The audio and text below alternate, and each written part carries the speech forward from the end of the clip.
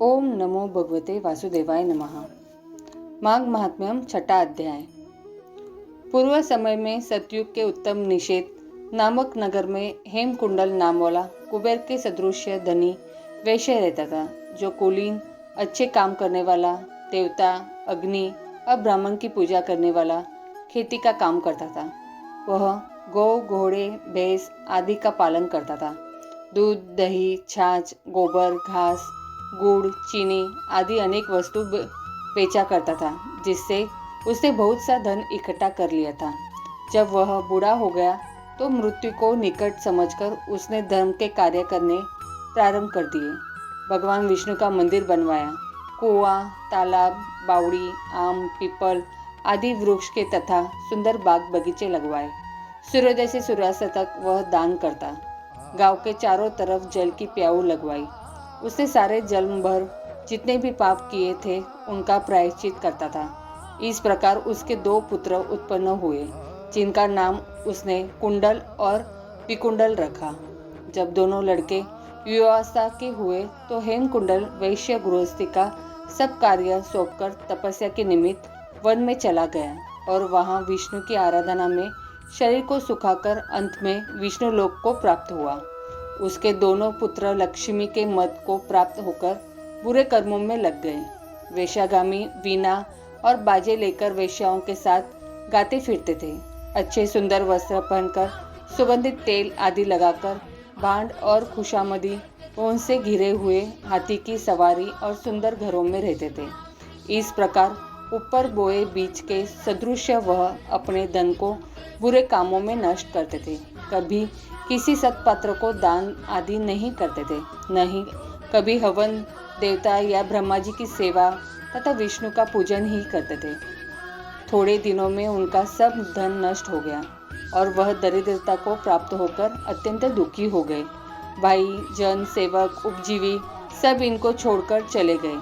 तब इन्होंने चोरी आदि करना आरंभ कर दिया और राजा के भय से नगर को छोड़कर डाकुओं के साथ वन में रहने लगे और वहां अपने तीक्ष्ण बाणों से वन के पक्षी, हिरण आदि पशु तथा हिंसक जीवों को मारकर खाने लगे। एक समय इनमें से एक पर्वत पर गाय, जिसको सिंह मारकर खा गया, और दूसरा वन को गया जो काले सर्प के डसने से मर गया। तब यमराज के दूत उन दोनों को बांधकर यम के पास लाए और कहने लगे कि महाराज, इन दोनों पापियों के लिए क्या आज्ञा है। चित्रगुप्त ने उन दोनों के कर्मों की आलोचना करके दूतों से कहा कि बड़े भाई कुंडल को घोर नरक में डालो और दूसरे भाई विकुंडल को स्वर्ग में ले जाओ, जहाँ उत्तम भोग है। तब एक दूत को कुंडल को नरक में फेंकने के लिए गया और दूसरा दूत बड़ी नम्रता से कहने लगा कि हे विकुंडल, चलो तुम अच्छे कर्मों से स्वर्ग को प्राप्त होकर अनेक प्रकार के भोगों को भोगो। तब विकुंडल बड़े विस्मय के साथ मन में संशय धारकर दूत से कहने लगा कि हे यमदूत, मेरे मन में बड़ी भारी शंका उत्पन्न हो गई है, अतएव मैं तुमसे कुछ पूछता हूँ, कृपा करके मेरे प्रश्नों का उत्तर दो। हम दोनों भाई एक ही कुल में उत्पन्न हुए, एक जैसे ही कर्म करते रहे। दोनों भाइयों ने कभी कोई शुभ कार्य नहीं किया, फिर एक को नरक की और दूसरे को स्वर्ग किस कारण प्राप्त हुआ। मैं अपने स्वर्ग में आने का कोई कारण नहीं देखता। तब यमदूत कहने लगा कि हे विकुंडल, माता, पिता, पुत्र, पत्नी, भाई, बहन से सब संबंध जन्म के कारण होते हैं और जन्म कर्म को भोगने के लिए ही प्राप्त होता है। जिस प्रकार एक वृक्ष पर अनेक पक्षियों का आगमन होता है, उसी तरह इस संसार में पुत्र, भाई, माता, पिता का भी संगम होता है। इनमें से जो जैसे जैसे कर्म करता है वैसे ही फल भोगता है। तुम्हारा भाई अपने पाप कर्मों से नरक में गया, तुम अपने पुण्य कर्म के कारण स्वर्ग में जा रहे हो।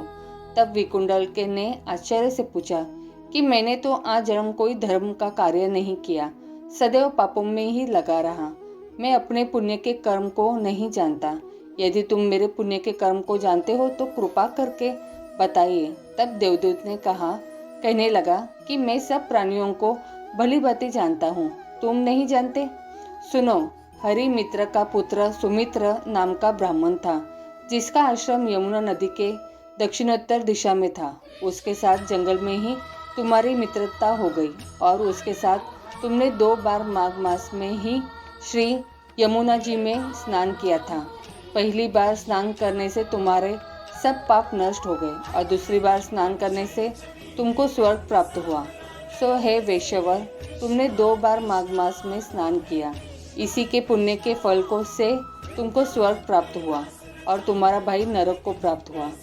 दत्तात्रेय जी कहने लगे कि इस प्रकार वह भाई के दुखों से अति दुखित होकर नम्रतापूर्वक मीठे वचनों से दूतों से कहने लगा कि हे दूतों, सज्जन पुरुषों के साथ 7 पग चलने से मित्रता हो जाती है और यह कल्याणकारी होती है।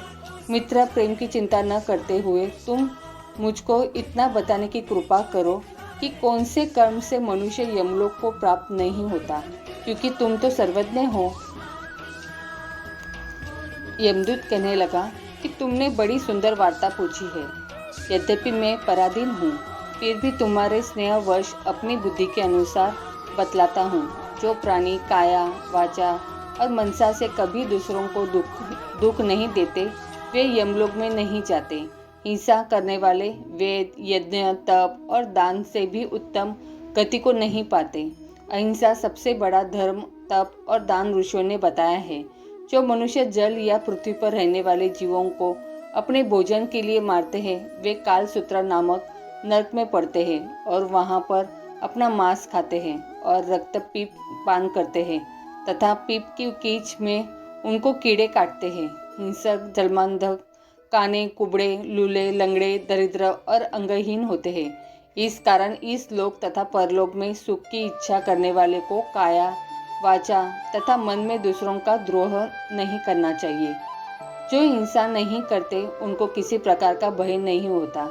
जिस तरह सीधी और टेढ़ी दोनों प्रकार की बहने वाली नदियाँ समुद्र में मिल जाती है, वैसे ही सब धर्म अहिंसा में प्रवेश कर जाते हैं। ब्रह्मचारी, गृहस्थ, वानप्रस्थी तथा यति सभी अपने अपने धर्म का पालन करने और जितेंद्रिय रहने से ब्रह्मलोक को प्राप्त करते हैं। जो जलाशय आदि बनाते हैं और सदैव 5 यज्ञ करते हैं, वे यमपुरी में नहीं जाते। जो इंद्रियों के वशीभूत नहीं हैं, वेदवादी और नित्य ही अग्नि अर्थात हवन आदि का पूजन करते हैं, वे स्वर्ग को जाते हैं। युद्ध भूमि में जो शूरवीर मर जाते हैं, वे सूर्यलोक को प्राप्त होते हैं। जो अनाथ, स्त्री, शरण में आए हुए तथा ब्राह्मण की रक्षा के लिए प्राण देते हैं, वे कभी स्वर्ग से नहीं लौटते। जो मनुष्य लूले, लंगड़े, वृद्ध, अनाथ तथा गरीबों का पालन करते हैं, वह भी स्वर्ग में जाते हैं। जो मनुष्य गौओं के लिए पानी का आश्रय करते हैं तथा कुआं, तालाब और बावड़ी बनवाते हैं, वे सदैव स्वर्ग में निवास करते हैं। जैसे जैसे जीव इनमें पानी पीते हैं, वैसे ही उनका धर्म बढ़ता है। जल से ही मनुष्य के प्राण है, इसलिए जो प्याऊ आदि लगाते हैं वह अक्षय स्वर्ग को प्राप्त होते हैं। बड़े बड़े यज्ञ भी वह फल नहीं देते जो अधिक छाया वाले वृक्ष मार्ग में लगाने से देते हैं। जो मनुष्य वृक्ष रोपण करता है वह सदैव दानी और यज्ञ करने वाला होता है। जो अच्छे फल और अच्छी छाया वाले मार्ग के वृक्षों को काटता है वह नरकगामी होता है। तुलसी का पौधा लगाने वाला सब पापों से छूट जाता है। जिस घर में तुलसी वन है वह घर तीर्थ के समान है और उस घर में कभी यमदूत नहीं जाते। तुलसी की सुगंध से पितरों का चित्त आनंदित हो जाता है और वे विमान में बैठकर विष्णु लोक को जाते हैं। नर्मदा नदी का दर्शन, गंगा का स्नान और तुलसी दल का स्पर्श, यह सब बराबर बराबर फल देने वाले हैं। हर एक द्वादशी को ब्रह्मा भी तुलसी का पूजन करते हैं। रत्न, सोना, फूल तथा मोती की माला के दान का इतना पुण्य नहीं जितना तुलसी की माला के दान का है। जो फल आम के 1000 और पीपल के 100 वृक्ष लगाने से होता है, वह तुलसी के एक पौधे के लगाने से होता है। पुष्कर आदि तीर्थ, गंगा आदि नदी, वासुदेव आदि देवता सभी तुलसी में वास करते हैं। जो एक बार, 2 या 3 बार रेवा नदी से उत्पन्न शिव मूर्ति की पूजा करता है अथवा स्फुटिक रत्न के पत्थर के आप से आप निकले हुए तीर्थ में, पर्वत या वन में रखी हुई शिव की मूर्ति की पूजा करता है और सदैव ओम नमः शिवाय मंत्र का जाप करता है, यमलोक की कथा भी सुनता, प्रसंग, शत्रुता, अभिमान से शिव पूजा के समान पापों को नष्ट करने वाला तथा कीर्ति देने वाला 3 लोक में और कोई काम नहीं है। जो शिवालय स्थापित करते हैं वे शिवलोक में जाते हैं। ब्रह्मा, विष्णु तथा शिव का मंदिर बनाकर मनुष्य वैकुंठवासी होता है। जो भगवान की पूजा के लिए फूलों का बाग लगाते हैं वे धन्य हैं। जो माता पिता, देवता और अतिथियों का सदैव पूजन करते हैं वे ब्रह्मलोक को प्राप्त होते हैं। यमदूत कहने लगे, मध्याह्न के समय आया अतिथि मूर्ख, पंडित, वेदपाठी या पापी कोई भी हो, ब्रह्म के समान है। जो रात्रि के थके हुए भूखे ब्राह्मण को अन्न जल देता है, मध्याह्न के समय जिसके घर आता हुआ अतिथि निराश नहीं जाता, वह स्वर्ग का वासी होता है। अतिथि बराबर कोई धन संपत्ति तथा हित नहीं है। बहुत से राजा और मुनि अतिथि सत्कार से ब्रह्मलोक को प्राप्त हुए हैं। जो एक समय आलस्य से भी अतिथि को भोजन करा दे, वह यमद्वार नहीं देखता। केशरी ध्वज से व्यवस्थ देव ने कहा था कि जो कोई इस कर्म भूमि मृत्युलोक से स्वर्गलोक जाने की इच्छा रखता हो, वह अन्न का दान करे। दूत कहता है कि यमराज कहते हैं, अन्न के बराबर दूसरा और कोई दान नहीं है। जो गर्मी में जल, सर्दी में ईंधन और सदैव अन्न का दान करते हैं, वह कभी यम के दुख नहीं उठाते।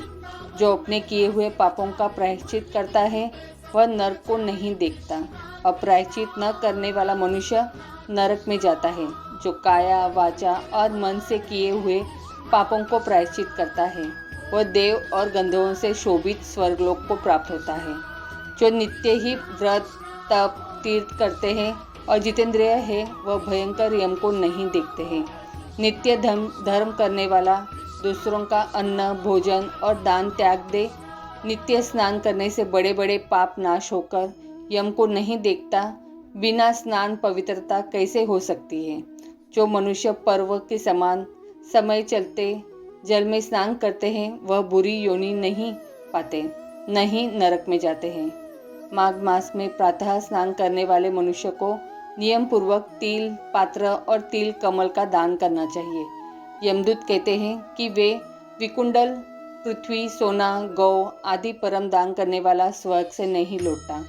बुद्धिमान पुण्यतिथियों, व्यतिपात, संक्रांति आदि को थोड़ा सा दान करके भी बुरी गति को नहीं प्राप्त होता। सत्यवादी, मौन रहने वाला, मीठा बोलने वाला, क्षमशील, नीतिवान, किसी की निंदा न करने वाला, सब प्राणियों पर दया करने वाला, पराये धन को तृण के समान समझने वाला मनुष्य कभी नरक को नहीं भोगता। तो बोलो प्रेम से राधे राधे।